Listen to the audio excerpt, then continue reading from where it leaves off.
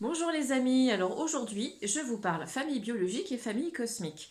Nous sommes un être spirituel mais aussi un être humain et les deux ont une famille respective. La famille biologique pour l'être humain qui a un cerveau pour raisonner. Il y a quelque chose à vivre, je raisonne et je mets les choses en place pour résoudre cette expérience ou ce problème. Et puis il y a l'être spirituel qui a la famille cosmique qui lui va résonner à toutes les vibrations qui sont envoyées par l'énergie justement de cet égrégore cosmique. Ça va bien sûr, dans l'élévation et l'évolution, créer de la dualité. On va rencontrer ici l'ego, le mental ego dans la personnalité de l'être humain, et puis l'ego spirituel, dans la découverte de l'être spirituel que nous sommes. Ce qui fait que l'âme qui est au milieu, qui a ce rôle de dissociation, eh bien, elle va nous aider à unir les deux, en nous faisant comprendre que dans la famille biologique, dans ce que nous vivons sur le plan de la 3D, eh bien, nous allons avoir tous les défauts fondamentaux à comprendre et à apprendre. Et puis, elle va nous dire, au-dessus, avec la famille cosmique, eh bien, vous allez avoir toutes vos vertus, vos qualités vertueuses à mettre en avant. Puisque dans la famille biologique, bien sûr, il y a l'amour, mais plutôt l'amour affectif, et on nous aide vraiment très très peu à apprendre quelles sont véritablement les qualités vertueuses que nous allons retrouver le plus souvent dans les religions.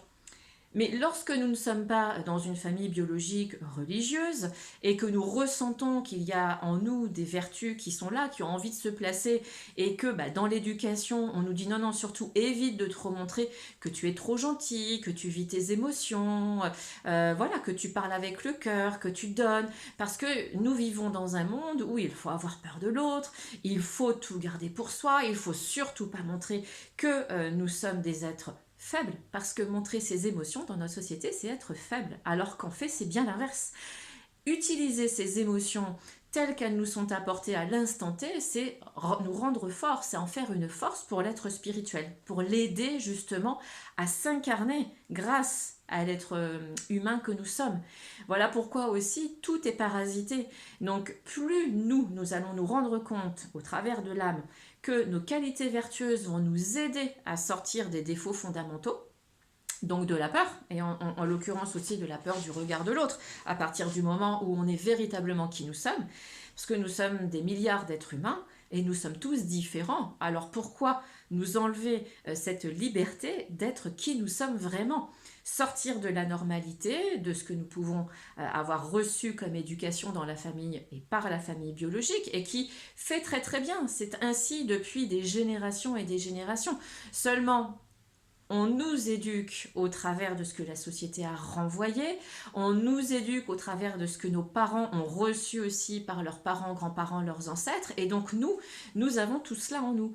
Donc le plus délicat, lorsque nous commençons à comprendre que nous avons au-delà vers l'être spirituel aussi une autre famille qui fait que nous nous rejoignons tous, hein, cette famille de frères et sœurs qui nous rejoint au tout, nous sommes donc tous reliés les uns aux autres, et bien ça devient un petit peu plus dense à comprendre parce que il y a besoin de nettoyer toute l'éducation reçue jusqu'à ce qu'on prenne conscience qu'il existe autre chose, et puis l'âme qui va nous dire eh bien oui en effet il y a autre chose, mais pour y accéder il va y avoir besoin aussi de nettoyer tout ce que tu as à nettoyer en matière d'émotion, pour que tu comprennes que la famille cosmique, la terre-mère et le père-ciel sont reliés en toi, et que c'est une nourriture intérieure dans l'amour pour toi-même. D'où la nécessité, et je vous en parle tout le temps, les méditations sont là aussi pour ça, s'aimer soi-même de manière à évoluer plus vite.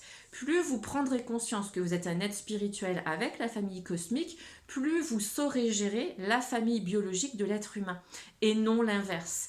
Et si je vous en parle, alors bien sûr, je sais que c'est plus évident lorsque voilà, je l'ai vécu, et c'est pour ça aussi que je suis là pour vous accompagner, pour répondre à vos questions.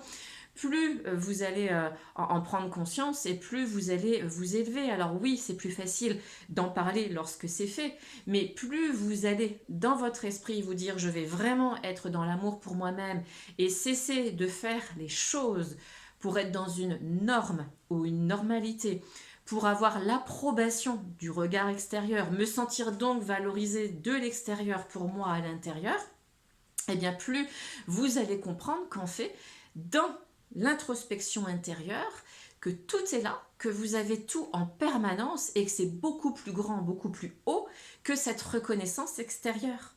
Et la famille cosmique, qui est véritablement la reliance jusqu'au système solaire, puisque nous sommes sur la Terre, les deux pieds sur Terre, la tête en l'air.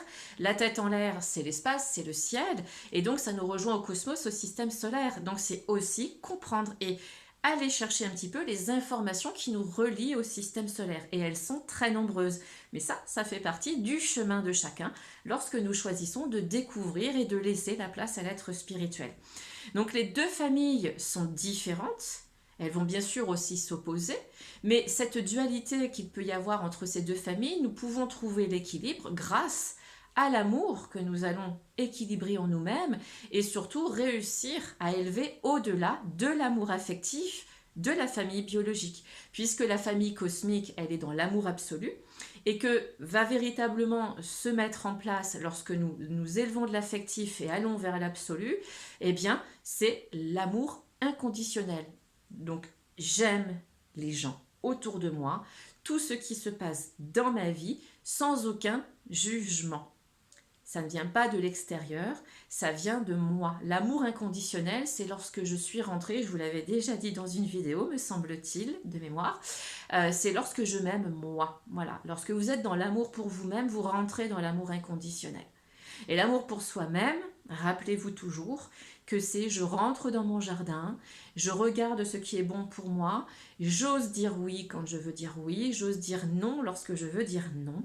Et qu'à partir du moment où je dis oui ou je veux dire non et non quand je veux dire oui, c'est que je suis en dualité et que je manque encore de cet amour pour moi-même. C'est ainsi qu'on peut avancer tranquillement sur son chemin et devenir son propre thérapeute. Hein, je suis acteur des événements et puis quand je deviens spectateur, eh bien, est-ce que je suis véritablement dans l'amour pour moi ou est-ce que j'ai encore besoin que l'expérience de la vie m'amène encore d'autres moments pour que je grandisse? C'est ça.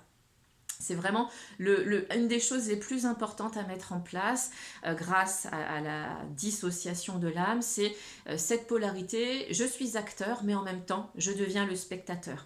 Et plus vous mettrez ça en place, plus vous réussirez à équilibrer la famille biologique avec la famille cosmique parce que les deux vont ensemble, il n'y en a pas un plus que l'autre. Nous sommes des êtres spirituels incarnés sur la planète Terre, il y a donc la 1, 2, 3, 4, 5, 6, 7, 8... D, celles qui sont les plus connues, les 8 dimensions. En tout cas, celle qu'on connaît le mieux, et aujourd'hui pour un plus grand nombre, c'est jusqu'à la 5D. Et donc l'essentiel en reconnaissant notre famille cosmique, c'est de ensuite vibrer en 5D tout en étant dans la 4D et la 3D, 2D et 1D. Voilà. C'est quelque chose qui me semblait important de vous expliquer parce que l'être spirituel et l'être humain sont faits pour vivre l'un avec l'autre, même s'ils sont opposés. C'est là le yin et le yang et la complémentarité qui crée l'équilibre et l'harmonie. Voilà, je vous remercie pour votre écoute. Si vous avez des questions, vous le savez, par mail ou par MP via Messenger. Je vous embrasse, prenez bien soin de vous et si vous avez des questions, je suis à votre écoute. À bientôt les amis.